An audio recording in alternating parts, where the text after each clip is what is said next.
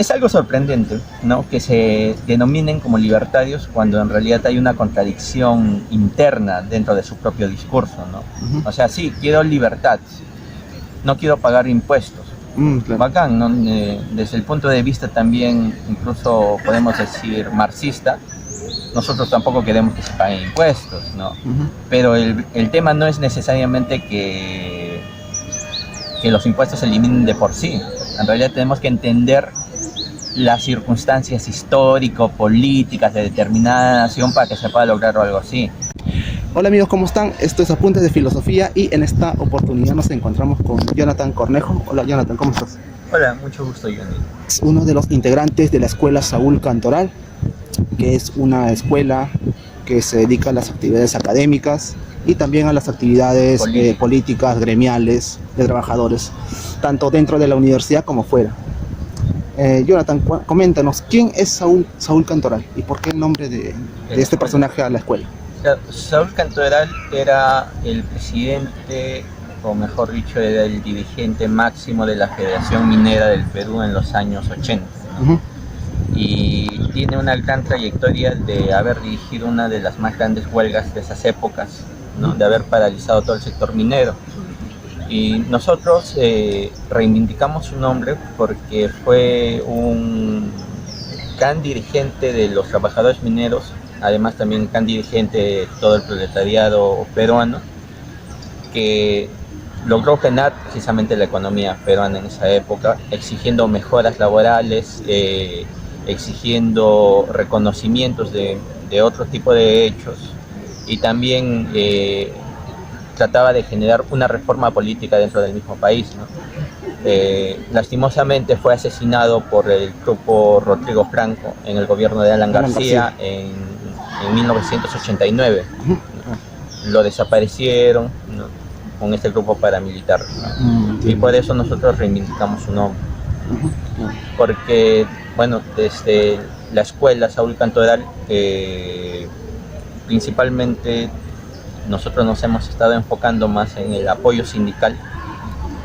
Tenemos trabajo con algunos compañeros de la Federación Textil, también con las compañeras del Sindicato de Trabajadoras del Hogar, ¿no? Y otros sindicatos también que los apoyamos o nos unimos en sus luchas, ¿no? Por ejemplo, como algunos sindicatos en el sector salud, también acá dentro de San Marcos, con algunos sindicatos de los trabajadores CAS. Bueno, tratamos de brindar nuestro apoyo, nuestra ayuda también a partir de nuestras profesiones, porque dentro de la Escuela Saúl Cantoral participamos principalmente profesionales egresados precisamente de acá, de esta casa de estudios. De San Marcos. Sí, de San Marcos y también de otras universidades. Coméntanos, ¿cómo así, en qué año empezó la fundación, la creación de la escuela y en qué circunstancias se dio y más o menos cuántas personas participan en la escuela? Con respecto a la escuela Saúl Cantoral, su año de fundación comienza en pleno proceso de la pandemia, donde los egresados, bueno, antes de contar el surgimiento, sería bueno explicar cuál ha sido el proceso, ¿no? Nosotros venimos de una tradición anterior, ¿no? Muchos, por lo menos que conformamos actualmente, provenimos de una organización que era conocida como Integración Estudiantil, ¿no? Que participaba en distintas universidades públicas acá del país, en la Universidad de Trujillo, en la Universidad Nacional de Ingeniería, aquí en la Universidad Nacional del Callao y en San Marcos, ¿no? De ese proceso, de esa etapa terminó, ¿no? La organización se terminó disolviendo y bueno, los que queríamos seguir continuando esta labor precisamente política, académica, laboral y gremial, seguimos impulsando el proyecto, ya un proyecto propio, ¿no? Que era la Escuela Saúl Cantoral, que a diferencia de Integración Estudiantil, no solamente se reduce al ámbito universitario, sino que quiere ver también el tema sindical, el tema laboral, el tema de las dirigencias sociales también, ¿no? Por eso hemos tratado de ampliar nuestros horizontes para tratar de fomentar lo que nosotros siempre buscamos, ¿no? Nuestro objetivo, que es la organización popular, ¿no? La difusión de los pensamientos críticos, como el pensamiento de Karl Marx, y también el pensamiento, por ejemplo, de José Carlos Mariátegui, de José María Arguedas, o incentivar también la cultura popular, en el caso de seguir fomentando actividades como talleres de sicuris, otros talleres incluso de poesía o también de literatura, ¿no? Entiendo. O sea, más o menos me comentas que surgió en el año 2020, pero que los, digamos así, organizadores, ¿no? Miembros de la escuela, sí, ya se conocían previamente. Sí, muchos de nosotros ya nos conocíamos previamente en la experiencia que fue integración estudiantil, ¿no? Claro. Algunos siguieron su camino, ¿no? Después de la disolución de integración estudiantil, otros sí que hemos querido seguir continuando todo este proceso, ¿no? También hemos coincidido con otras personas que recién también se están uniendo al tema de la vida política, ¿no? Y también de organización gremial. Nuevos miembros. Sí, nuevos miembros que no tenían antes perspectivas políticas, ¿no? Y se dieron cuenta a partir de los abusos laborales, de algunas arbitrariedades que se dan en sus propios campos, que era necesario organizarse políticamente para tratar de evitar que continúen avanzando con el recorte de derechos laborales, por ejemplo, ¿no? Claro. O también la conquista de un nuevo derecho laboral, que puede ser también el tema del trabajo doméstico, ¿no? que los trabajadores del hogar están impulsando. Entiendo. En cuanto a los apoyos que hacen a los gremios, ¿no? A los trabajadores del hogar, gremios textiles, ¿no? Sindicatos textiles que me mencionas, ¿cuál ha sido, digámoslo así, los problemas más agudos que se ha suscitado dentro de la ayuda? Por ejemplo, te comento algo, ¿no? O sea, yo había trabajado antes en una fábrica textil y, bueno, en varias en realidad, y dentro de estas organizaciones, bueno, estas fábricas, ¿no? Estas compañías, cuando un grupo de trabajadores quieren formar un sindicato como tal, ¿no? Para defender sus derechos, ¿no? Derechos laborales, trabajo de 8 horas, prima textil, etcétera, surge a veces complicaciones con respecto a los jefes o a los dueños de las empresas. En ese sentido, o sea, ¿cómo interviene ahí la Escuela Saúl Cantoral frente a este problema que puede surgir entre trabajadores y dueños de la fábrica? Bueno, nosotros hemos tenido contacto y, bueno, varios de nuestros miembros son trabajadores textiles, ¿no? Hemos tenido contacto precisamente ante esta problemática que se presenta. Había muchos compañeros que tenían la preocupación de querer crear sus propios sindicatos. Y como dentro de la Escuela Saúl Cantoral tenemos a varios compañeros que son especialistas en derecho laboral, abogados laboralistas, comenzamos a tener ese contacto precisamente con escuelas de formación sindical, ¿no? De cómo establecer su sindicato, ¿no? Enseñándoles las leyes que los favorecen y por qué a veces el empleador puede estar más bien infringiendo determinadas normas, ¿no? Cuando les prohíbe formar un sindicato o los coerciona para que no lo hagan, ¿no? Bueno, nosotros en realidad bajo estas escuelas de formación sindical hemos logrado aglutinar a los trabajadores, ¿no? Y hemos logrado también generar algunos pequeños sindicatos, ¿no? No solamente en el sector sindical, sino también algunos compañeros que estuvieron enseñando en el Colegio Palmer también lograron generar un sindicato del Colegio Palmer. O sea, esa ha sido nuestra principal labor en el sector sindical. Ya con respecto al sector estudiantil, estamos más bien en un proceso de retorno a las universidades, porque ya con el proceso de la pandemia era muy difícil hacer contacto con los universitarios, ¿no? Nosotros entendemos que el trabajo universitario es vital porque aquí en realidad se comienzan a estar formando las próximas mentes, ¿no? Los próximos intelectuales que en realidad pueden generar un proceso de cambio también en la misma sociedad, ¿no? Ellos son los próximos maestros de muchas personas. Por eso es nuestro interés también en organizar a los estudiantes universitarios. Entiendo. O sea, claro, aparte de los gremios también tienen como, digamos, función, bueno, como escuela, ¿no? Formar a los futuros profesionales, estudiantes universitarios, para que, digámoslo así, cuando egresen tengan una mayor visión social, no solamente laboral, ¿no? Competencias laborales, sino también sociales. En cuanto a miembros de, bueno, dejando de lado un poco las universidades técnicos, no sé, como por ejemplo institutos como Senati, Sensico, ¿hay participación? ¿Ves ahí participación o todavía no? Ahí todavía no tenemos una participación, ¿no?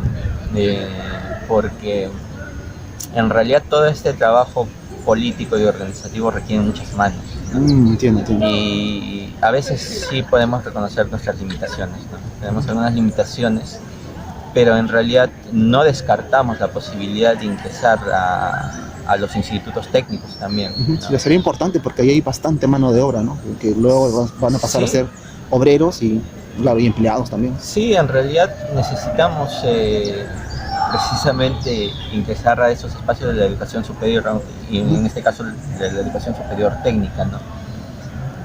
Sobre todo fomentando más, aparte del aspecto gremial y organizativo, también fomentando el pensamiento crítico, la formación crítica, ¿no? Para que puedan entender por qué ocurren determinadas lógicas laborales o lógicas de explotación dentro de sus centros laborales, ¿no? Sí, se entiende. En realidad buscamos eso, ¿no? Pero nuestro objetivo no solamente es fomentar un pensamiento crítico o organizarnos gremialmente para lograr algunas reivindicaciones económicas, ¿no? Nuestra apuesta y nuestro proyecto es más, va un poco más allá, es un proyecto de transformación social, ¿no? Por eso, como Escuela Saúl Cantoral, nosotros no nos cerramos solamente en nuestra organización, siempre buscamos tener contactos con otras organizaciones del campo popular, ¿no? Del campo social, para tratar de crear un programa de cambio, ¿no? Que pueda transformar en realidad la situación de nuestro país, ¿no? Tratar de mejorar la calidad de vida de casi todos los peruanos y de todas las peruanas. Entiendo, claro. En ese sentido, ¿cuáles son, digámoslo así, las funciones o los objetivos académicos en cuanto a la formación también de los nuevos miembros que se pueden adherir, ¿no? O de los estudiantes? Claro. Organización de talleres, organización de talleres, o sea, en la universidad o fuera de la universidad también. Con respecto al tema de la formación académica, nosotros siempre hacemos una relación de la formación académica con la formación política, ¿no? Para nosotros va siempre de la mano. Por eso buscamos incentivar el pensamiento crítico a través de autores que son críticos principalmente al sistema capitalista, ¿no? Por ejemplo, con el caso de Marx, ¿no? También puede ser el caso de Mariátegui, para aterrizarlo más al tema peruano, considerando de hecho que también tienen sus límites, ¿no? Porque los tiempos cambian, ¿no? Pero siempre queda una especie de línea que todavía sigue prevaleciendo, ¿no? Por ejemplo, con el tema que es la explotación, ¿no? Un concepto que en realidad, desde el punto de vista de las organizaciones políticas de izquierda, consideramos que no ha caducado, ¿no? Sigue presente esa categoría de la explotación, ¿no? Hasta ahora muchos de nosotros, tanto como estudiantes o trabajadores, vamos a tener que entrar al mundo laboral, o ya estamos en el mundo laboral, y experimentamos constantemente todos estos abusos, ¿no? Por ejemplo, a veces los empleadores, como los llaman ahora, nos hacen quedar más de las 8 horas, o nos dicen pónganse la camiseta para que nos puedan explotar más, ¿no? Claro, y si no nos ponemos la camiseta, ya no nos renuevan los contratos, claro. O sea, eso pasa, ¿no? Pero a partir precisamente de esta formación en estos talleres que nosotros aperturamos, tratamos de mostrar cuál es esa regularidad que ha existido desde hace ya más de 200 años con respecto al tema laboral, ¿no? O también con respecto al tema académico, porque a veces dentro de la misma institución universitaria nos enseñan desde un enfoque que pretende ser científico, cuando en realidad a veces encubre una ideología que es la ideología liberal, ¿no? En algunos casos todavía tienen una lógica mucho más empresarial, por así decirlo, incluso neoliberal, ¿no? Como Escuela Saúl Cantoral tratamos de incentivar precisamente el pensamiento crítico a través de la lectura de los clásicos, ¿no? Tanto de la economía política, Y no solamente nos reducimos al marxismo, ¿no? Claro. Sino también tratamos de recoger también las lecturas críticas que se han hecho a distintos temas. Por ejemplo, desde el punto de vista feminista también nosotros rescatamos mucho esas visiones, porque consideramos que en realidad la emancipación humana también va de la mano con mayores accesos a derechos de parte de las mujeres, ¿no? O también de otros sectores.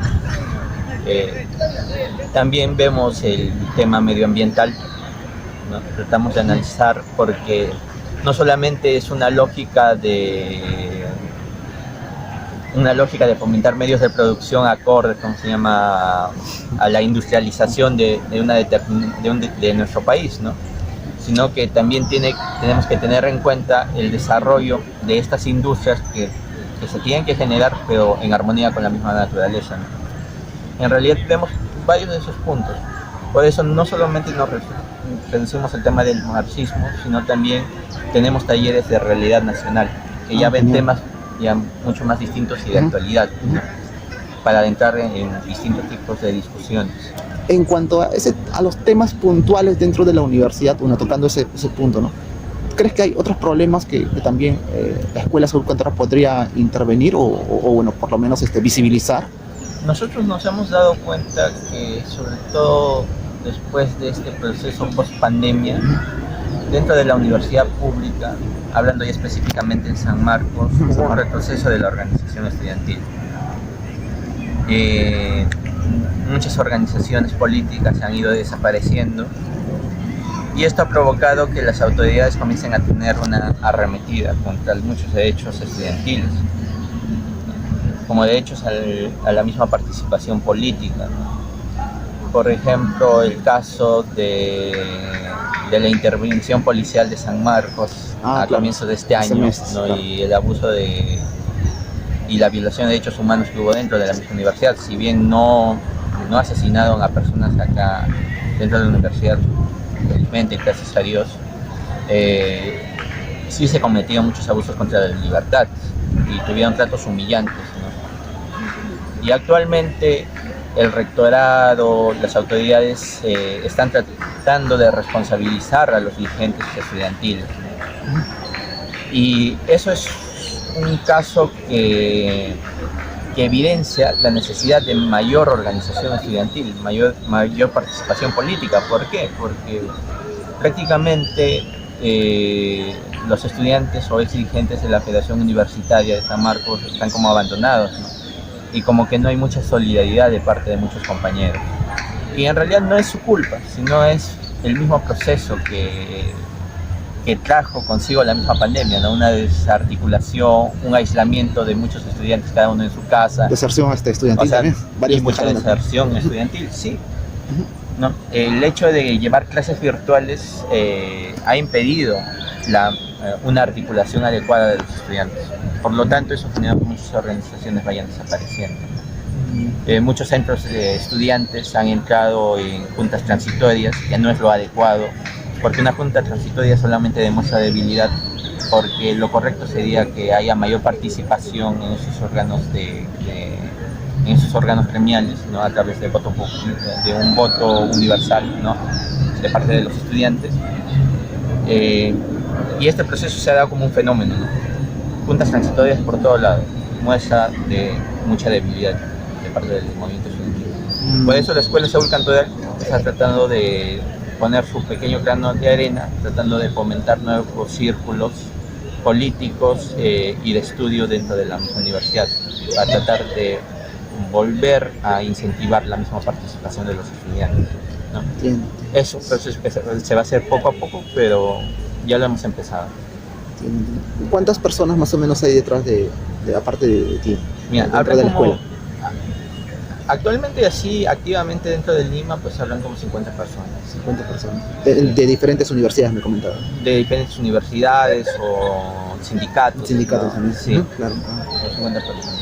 Y en provincias también tienes conexiones, ¿no? ¿En qué más o menos lugares? Actualmente estamos teniendo conexiones con Cusco y también con Arequipa. Genial. Cusco está la FUC, ¿no? Federación Universitaria de Estudiantes de Cusco. Claro, sí, dentro de la UNSAC. todavía no hemos ingresado en la parte universitaria ya, Bien. sino más en una parte más sindical. Entiendo, ¿no? entiendo. Claro. Como Escuela Saúl Cantoral también somos parte de un frente mayor, ¿no? Genial. Que es el Movimiento por la Unidad Popular, ¿no? Que en realidad es un frente único de varias organizaciones de izquierda, ¿no? Ahí participan, por ejemplo, el compañero Hernando Ceballos, quien fue ministro de Salud en el gobierno de Pedro Castillo. Sí, y bueno, estamos tratando de impulsar ese frente, ¿no? Entiendo, interesante. Con respecto, bueno, tocaste hace un momento sobre el tema, ¿no?, de la intervención que tuvo San Marcos por parte de la policía, ¿no?, y del gobierno, obviamente, también. En ese sentido, ¿cuáles son, digámoslo así, la postura que tienes la Escuela Saúl Cantoral con respecto a la coyuntura política actual, ¿no?, que está sucediendo al gobierno actual, con la presidenta, con todo lo que surgió, ¿no?, a nivel social hace algunos meses y que posiblemente ahora se retomen también, ¿no?, con respecto a las protestas nacionales? Nosotros consideramos que toda esta crisis política ha sido originada principalmente por la angurria de los grupos oligárquicos en nuestro país, ¿no?, que no soportaron que un profesor y campesino asumiera la dirigencia nacional, ¿no?, a través de la presidencia de la República, ¿no? Y tanto fue el nivel de acoso que desde nuestro propio análisis, más allá de lo que pueda decir la prensa nacional, desembocó en una especie de golpe de Estado, ¿no?, donde se han tomado muchas instituciones, por ejemplo el tema del Tribunal Constitucional, ahora el Jurado Nacional de Justicia, el Jurado Nacional de Elecciones, ¿no? Hay una arremetida reaccionaria profundamente conservadora y derechista que está arremetiendo con muchas libertades, incluso los derechos liberales, ¿no? Y claro, pues, ¿no? Esta situación solamente se logró a través del asesinato de muchas personas, ¿no?, de muchos jóvenes, porque la mayoría de ellos era un promedio entre los 15 años a los 24 años que falleció, ¿no? Ese es el promedio que ellos tienen. Y la mayoría de ellos en provincia. En provincia, uno acá en Lima. Uno acá en Lima. ¿No? Un señor que falleció. Bueno, que fue asesinado, porque en realidad a veces utilizamos ese eufemismo de decir falleció para tratar de ocultar que realmente ha sido asesinado por la policía, ¿no? Algo que ya los informes de los organismos de derechos humanos prácticamente ya lo están confirmando. Claro. Desde el punto de vista, ¿no?, de la Escuela Saúl Cantoral, es una dictadura, ¿no? Es un gobierno profundamente autoritario, es un régimen autoritario, dictatorial, que no necesita intervenir los medios de comunicación, porque los medios de comunicación simplemente se sienten muy a gusto con ellos, así es que no hay nada en realidad que... Claro, cero críticas actualmente, ¿no? Es igual y cualquiera se da cuenta, ¿no? No hay esa crítica rabiosa que tenían contra el gobierno de Castillo, ¿no? Ahora simplemente todo lo ocultan y hasta ahora parece que Castillo seguirá gobernando porque solamente se dedican a seguir hablando de Pedro Castillo, ¿no? Entonces, como organización nosotros tenemos una postura crítica, ¿no? Crítica y en realidad de profundo rechazo, ¿no?, de la actual dictadura, ¿no?, que es una dictadura, es una alianza de todos los grupos de derecha, ¿no?, desde el fujimorismo hasta la Renovación Popular, hasta operadores también del empresariado peruano que están metidos allí. Sí, es. Para nosotros en realidad es abiertamente una dictadura. Y creo que no es algo descabellado pensar así, porque varios gobiernos de la región y también a nivel mundial ven así a Perú, ¿no? Hay una deriva autoritaria, al menos ellos dicen, dentro de México, de Colombia. Claro. México, Colombia, ellos con un poco más de contundencia ya declaran dictadura, pero incluso gobiernos de derecha mencionan que tiene una deriva completamente autoritaria, ¿no? Porque no es normal que se asesinen a 70 personas, ¿no? No es normal, o sea, a mí me sorprendió, ¿no? Porque no es... O sea, no fue como las muertes de Vinti Bryan, ¿no? Antes, ¿no? Ahora fue mucho más brutal y todavía. Más, y lo que sorprende más bien es la actitud, ¿no?, que está teniendo sobre todo Lima, de que con respecto a las muertes de Inti Brian hubo una gran indignación por todas partes, pero con el asesinato de casi 70 peruanos, o sea, 49 peruanos confirmados que han sido asesinados por los policías, ¿no? No haya ese nivel de indignación, ¿no? Es casi como que ya se acabó, ¿no? Que ya no importa porque tal vez son peruanos de provincia, ¿no? No han sido asesinados acá en Lima, ¿no? O sea, nosotros también estamos viendo esa situación, ¿no?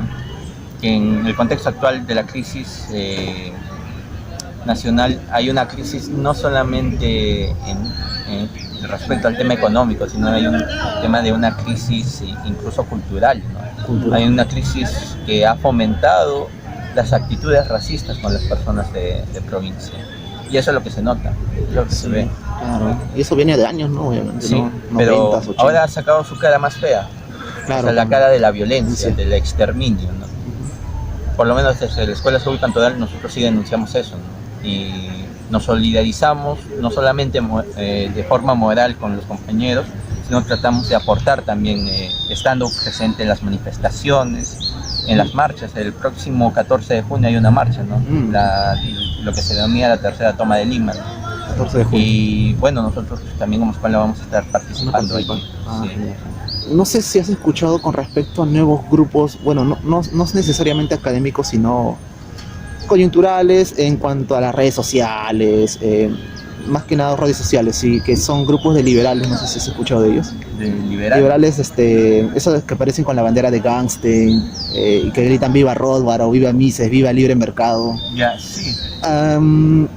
¿Cuál sería tu opinión o digámoslo así, qué has escuchado de ellos o en cuál podrías discrepar en cuanto a la posición? Porque parece ser que la posición de ellos es más, no sé si llamarlo neoliberal o no, porque creo que a ellos no les gusta, pero más mercantilista, digamos, ¿no? Porque esa posición de libre mercado, donde la típica mano invisible, donde que todo el mercado se regula y cero derechos laborales, cero intervención de parte del Estado, o por lo menos cero intervención de parte de instituciones como los sindicatos, ¿no? Me parece interesante su punto de vista, ¿no? Que hasta cierto punto es sorprendentemente contradictorio. Lo digo porque ellos propugnan la máxima libertad, ¿no? Claro. Y incluso han adoptado un término para autodenominarse como libertarios. Libertarios, claro. ¿Ya? Y esos libertarios vienen del anarquismo, si no me equivoco. Claro, viene del tema del anarquismo, porque del anarquismo, de los grupos social libertarios que también existían, que ellos sí propugnaban una libertad plena, ¿no? O casi plena, ¿no? En la medida de lo posible, ¿no? En el sentido que también criticaban la propiedad privada. Claro. ¿Ya? En cambio, con esos libertarios no critican la propiedad privada. Claro. Es casi como que no entienden que la misma libertad del ser humano, del individuo, se está restringiendo precisamente con la libertad privada. Claro. Incluso muchos de ellos, no sé si era von Mises o era una de estas personas que mencionaba que la democracia era algo dañino, ¿no? Porque permitía el acceso de todos con claro. su libertad plena de los individuos al acceso de las cosas como la propiedad privada, ¿no? Para él era algo contradictorio, no podía darse, ¿no? Tenía incluso unas derivas que eran mucho más monarquistas.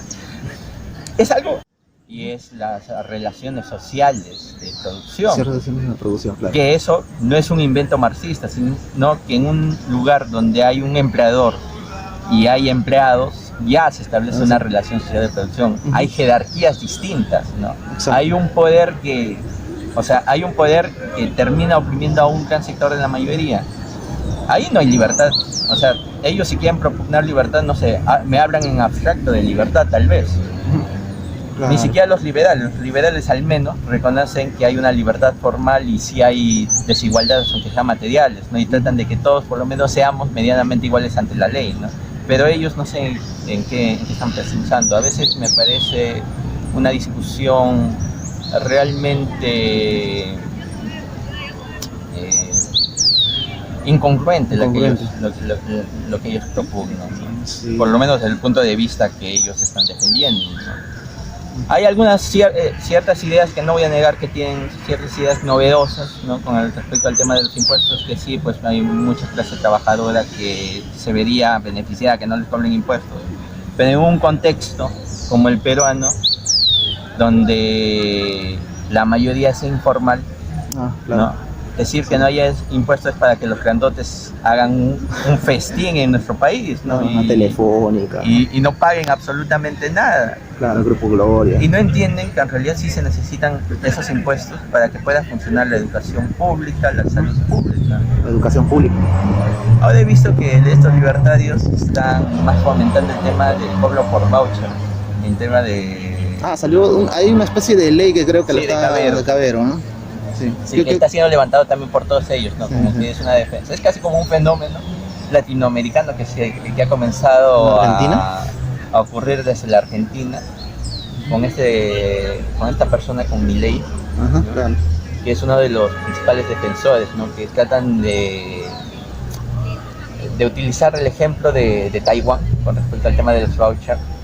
Claro, Pero nuevamente, ¿no? Los libertarios siguen pensando en abstracto, o sea, el contexto político peruano es muy distinto. Tal vez sí se mejore la educación en ese sentido así facilista, y también tendríamos que discutir qué tipo de educación también estamos hablando, ¿no? Pero ya en ese término tal vez sí se pueda mejorar toda la educación, la calidad educativa de los pequeños estudiantes, pero no se está dando cuenta que cuando hablamos de educación hablamos de un sistema, ¿no? Donde también hay muchos profesores, donde también hay padres de familia, donde también hay estudiantes, ¿no? Digamos ya, tal vez se les beneficia a los chiquillos, a las nuevas generaciones, pero se está afectando a un gran sector de maestros.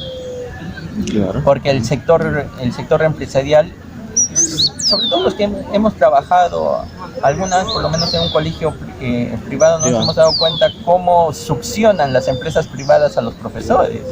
Te hacen trabajar más de la cuenta, te explotan. 8 horas de 12. Eso de 8 horas, por ejemplo, es mentira, ¿no? O sea, por ejemplo, tendríamos que estar viendo esta propuesta que muchos libertarios están levantando, cómo afectaría al docente universitario. En realidad, personalmente, que el Estado esté invirtiendo en un voucher para un colegio privado es simplemente afectar mucho más a los profesores y afectar también a esos próximos chiquillos, ¿no? Que tal vez por cuestiones ya de la vida quieran terminar siendo docentes y están también en el rubro también del mercado laboral, ¿no?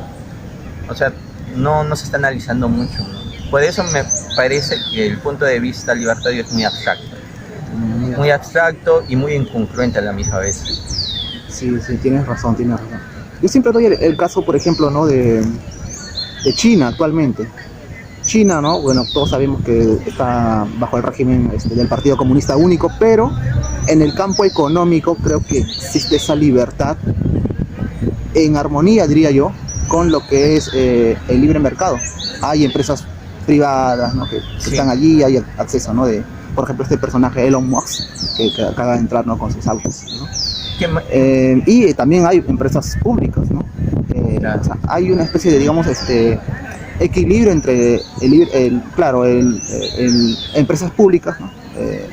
Sostenidas por el gobierno, pero también hay un libre mercado que funciona ya. Claro, es que mayormente la economía china, o sea, más allá de también los horrores en materia laboral, porque hay una explotación muy cruel también con los mismos trabajadores allá, ha optado mayormente los mecanismos que tienen las economías europeas, ¿no? Con el tema de la economía mixta, de lo público-privado. O sea, en cada empresa privada el Estado tiene sus acciones.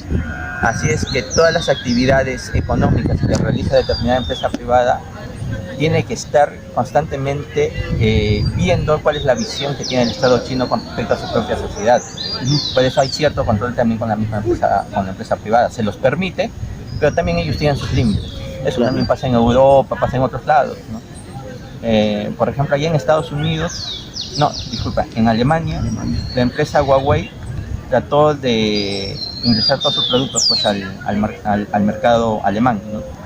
Pero Alemania, su estado es fuerte, ya que utiliza muchos ejemplos de los países europeos, que ha podido condicionar y limitar la actividad de Huawei, ¿no?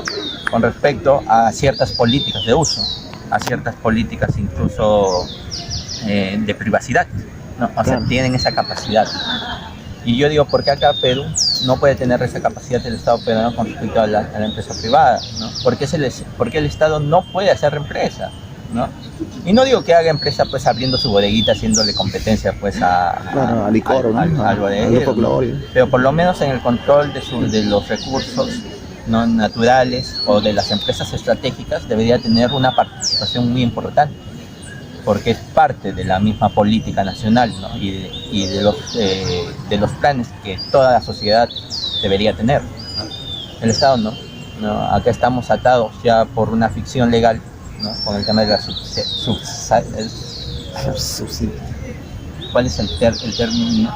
Subsidiariedad. Subsidiariedad del Estado, ¿no? O sea, estamos en realidad atados, ¿no? La misma Constitución te permite, dice, donde el Estado no puede intervenir, o sea, ya en actividades a que nadie le importa, ahí recién el Estado puede estar interviniendo, pero en actividades estratégicas, en realidad el Estado debería estar presente. Ese es un término que tal vez nos diferencia con el tema de los libertarios, ¿no? En realidad es casi como que estamos en el tema de las antípodas, no en el sentido de la participación del Estado, porque todo marxista, por lo menos yo me considero marxista, nosotros sí queremos una sociedad sin Estado, porque consideramos que el Estado es un órgano de represión de la misma sociedad, pero el Estado no es que sea una simple abstracción que se elimina de la noche a la mañana. Tiene que tener un proceso, ¿no? Es un proceso histórico que ha terminado en la constitución del Estado, ¿no? Y su base precisamente es las clases sociales, la lucha de clases, ¿no? Que muchos les horroriza saber qué cosa es la lucha de clases, piensan que la lucha de clases es simplemente irse al monte con su arma y tratar de declararle la guerra al policía, sí. No, eso no es lucha de clases. Lucha de clases es solamente lo que se vive con el mismo empleador, esa relación desigual que existe, ahí ya hay lucha de clases. Claro que tiene sus niveles, ¿no? Puede tener un nivel político, nosotros lo que llamamos la política, eso es lo que se denomina la lucha de clase política, ¿no? Donde todos se están enfrentando, todos los partidos políticos, porque representan distintos tipos de intereses dentro de la misma sociedad, ¿no? En cuanto a, acaba de tocar el punto, ¿no? De esta, digámoslo así, ley que hay que rige, ¿no? En cuanto a las empresas extractivas, ¿no? Como las mineras, ¿no? Con respecto a los contratos que tienen con el Estado, ¿no? Para extraer la mina. Y eso está en la Constitución, si no me equivoco, ¿no? Sí. ¿Cuál es la posición de la Escuela Saúl Cantoral o tu posición personal con respecto a lo que se ha venido tejiendo desde las elecciones del 2021, ¿no? Con Pedro Castillo, y que ahora se ha estancado un poco con el tema del cambio de Constitución? Nosotros, como Escuela Saúl Cantoral, nos hemos dado cuenta que el cambio constitucional no lo es todo, ¿no? Así es que sería mentir a los peruanos, ¿no? Diciendo que con la Constitución se va a cambiar todo. Pero también nos hemos dado cuenta que necesitamos de una ficción legal que esté legitimada así por el pueblo, ¿no? Porque las leyes necesitan legitimidad para que se puedan realizar los cambios desde un punto de vista institucional, estamos hablando, ¿no? Porque otro sería un punto de vista que sea fuera de la institucionalidad, que ya tendría que ver la misma gente, ¿no? Con estos procesos insurreccionales que han habido. Ahora último tendría que haber un proceso insurreccional mucho más fuerte, ¿no? Que pueda terminar expulsando a la clase política que tiene secuestrado en realidad las instituciones actuales, ¿no? Pero ya desde un punto de vista más de transformación, nosotros consideramos que sí se tiene que, acompañado con el cambio de constitución, se tiene que nuevamente revisar incluso los tratados de libre comercio, muchas concesiones que se han dado a las empresas privadas, a las mineras, o a empresas incluso de turismo que tienen la hegemonía, por ejemplo, allá en Cusco, ¿no? Uno no puede entrar a Machu Picchu así como así, ¿no? O sea, y en otros sectores, ¿no? O sea, nosotros tenemos que en realidad entrar a revisar qué cosas se dice, porque en realidad apuesto que ningún peruano, y yo también he hecho el trabajo de tratar de buscar el tema qué cosas dicen los tratados de libre comercio, no hay. O sea, son casi como acuerdos secretos, bajo la mesa, que uno no sabe qué cosas han tratado. No es público, entonces. No, pues no son públicos, y todavía tienen categoría de tratado ley. O sea, son leyes que se tienen que respetar. No, eso tiene que cambiar. y para eso necesitamos un cambio constitucional legal que permita, ¿no? Pero se tiene que entender ese cambio constitucional no solamente como un cambio simplemente de normas, ¿no? Porque ahora el Congreso puede hacerlo eso, ¿no? Claro. Puede Ejecutar una ley, ¿no? Y ya. No sé. Sino que se tiene que entender desde un punto de vista incluso liberal como la activación que todo ciudadano peruano tiene a generar el poder constituyente, ¿no? Nosotros como ciudadanos tenemos esa facultad de activar el poder constituyente para generar nuevas instituciones que sean acorde a la actual realidad y a las necesidades que en realidad el Perú necesita, ¿no? Vale. Y esto es en términos liberales, no te estoy hablando en términos marxistas ni siquiera, ¿no? Claro, claro. Cuando nosotros hablamos de Asamblea Constituyente, hablamos de un órgano completamente liberal. Claro. Uno de los fundamentos de la misma Revolución Francesa liberal, ¿no? Claro. La Asamblea Constituyente, ¿no? Donde sí, nosotros ya desde el punto de vista ya más de izquierda tenemos más bien la visión que tiene que ser conformada por todos los sectores de la sociedad, ¿no? Por los trabajadores, las comunidades indígenas, las agrupaciones de mujeres o los movimientos de mujeres. Debe tener representación también de los estudiantes, representación, ¿por qué no?, también de ellos, ¿no? De los partidos políticos de derecha, Claro, ¿no? O sea, pero tiene que estar participando toda la sociedad, ¿no?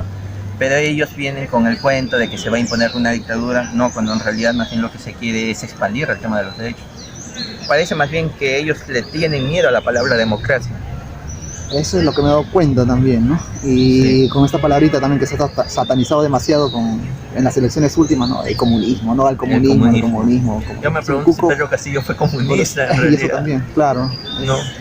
Yo lo vi más a Pedro Castillo más como una persona, o su proyecto era más como un proyecto reformista, ¿no? En el tema que quería hacer ciertos ajustes al sistema para que no sea tan malévolo, ¿no? Pero ni siquiera permiten eso, ¿no? Ni pequeños ajustes. Por ejemplo, estaba tratando, Pedro Castillo había propuesto un decreto supremo, creo, ¿sí?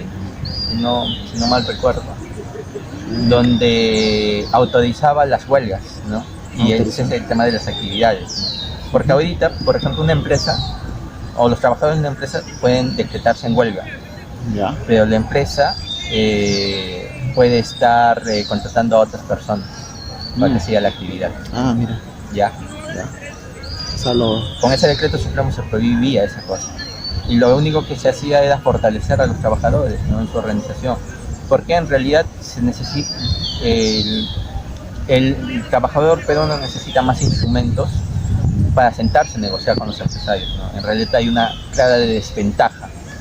Y el Ministerio de Trabajo no hace mucho, me parece. Bueno, yo he oído casos también. Por lo que yo tengo entendido, el Ministerio de Trabajo dentro del gobierno de Pedro Castillo se estaba fortaleciendo, por lo menos el tema de la SUNAFIL, ¿no?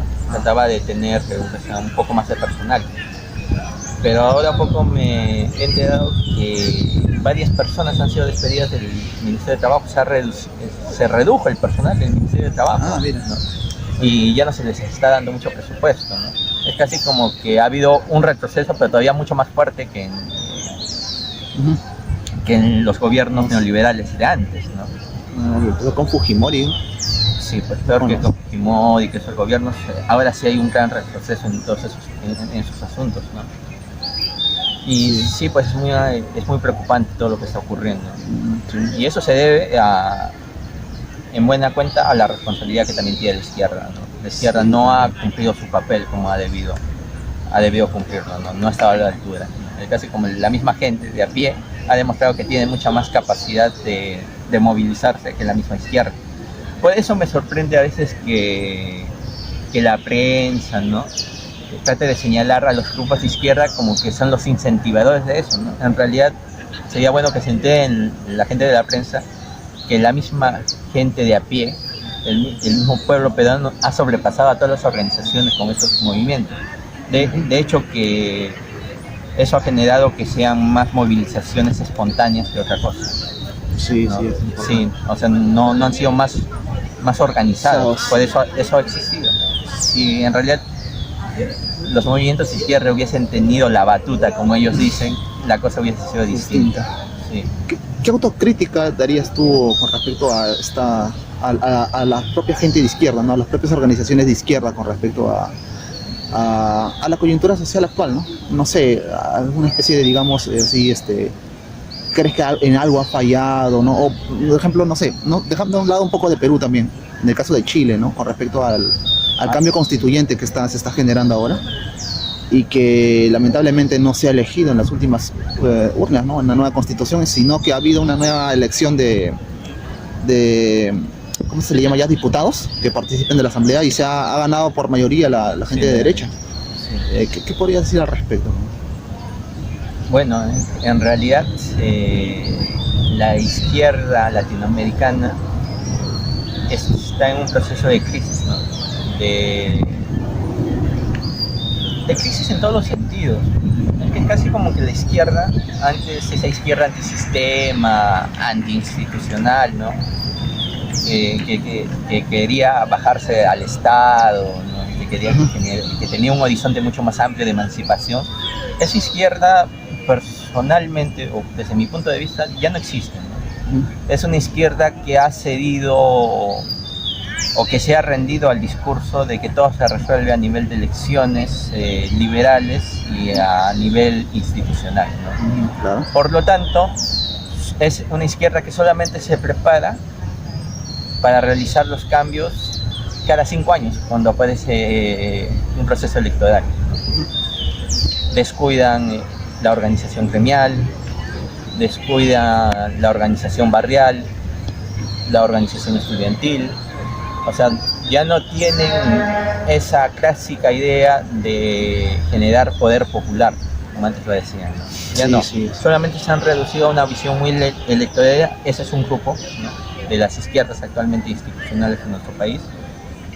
Pero por otro lado también hay otra izquierda que, si bien se declara revolucionaria, por así decirlo, tienen un gran nivel de sectarismo, ¿no?, y también de infantilismo. Y eso se da por dos cosas, ¿no? Sectarismo porque no quieren hacer frente con otras agrupaciones, ¿no?, incluso de la misma izquierda institucional, porque sus principios no los dejan, no les permiten, se sienten asqueados, piensan que ellos son los únicos que tienen y poseen la verdad. Y también su infantilismo, ¿no?, en el sentido que a veces toman acciones que ellos consideran contundentes, pero sin tomar en cuenta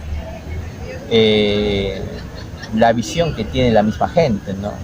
Por ejemplo, que mucha gente, que muchas de estas acciones, o sea, hagan cierto tipo de acciones, por ejemplo, quemar una llanta, ¿no? Eso puede afectar la susceptibilidad de mucha gente que termina apoyando, ¿no?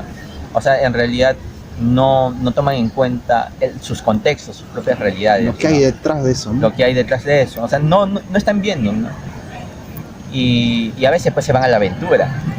Y ese es el problema de muchas organizaciones que yo sí les tengo más fe, ¿no?, que van a recapacitar, ¿no?, principalmente de organizaciones que se consideran revolucionarias. Pero ese es uno de los problemas, ¿no? Su infantilismo, su ultraprincipismo,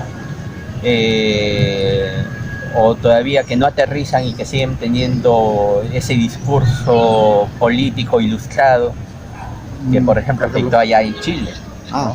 Igualdad para todos, un discurso de igualdad de género para todo el mundo, sin entender que la sociedad chilena tiene un gran nivel también de conservadurismo, incluso en varios sectores, ¿no? O sea, eso también ha podido terminarles jugando en contra. Con eso no quiero echar la culpa al feminismo, ¿no? Pero en realidad se tiene que tomar en cuenta también la realidad de la gente.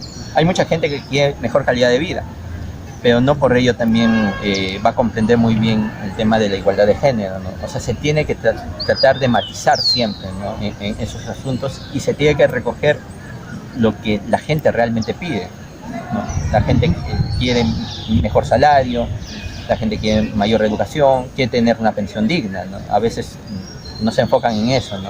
Y es casi como que nos hemos ido a la época de la Revolución Francesa pidiendo nuevamente igualdad, libertad, ¿no? Y no aterrizamos a cuestiones concretas, ¿no?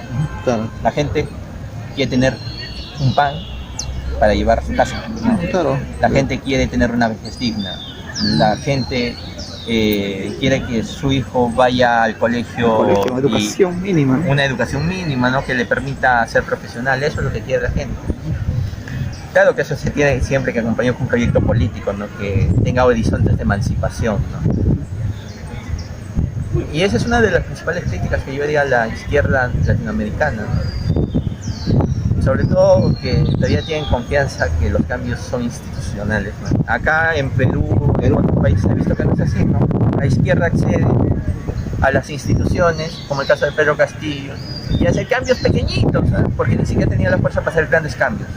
Hasta por un pequeño cambio o por el susto que les puede generar que pueda aperturarse a mayores cambios en un futuro, la derecha se opone y comienza a estar saboteando el trabajo de una persona, a estar atacando, difamando, incluso terminando mandando a un presidente a la cárcel, ¿no? O sea, eso es lo que se ha visto. Y hubo problemas previos, ¿no? Con respecto a los cambios de ministros que tuvo, ¿no? Claro, cada ministro que entraba lo sacaba. Y era bacán, ¿no? Como la prensa dice, no, es que hay que ser rigurosos, pero antes no eran rigurosos. Claro. ¿No? Y actualmente tampoco lo son.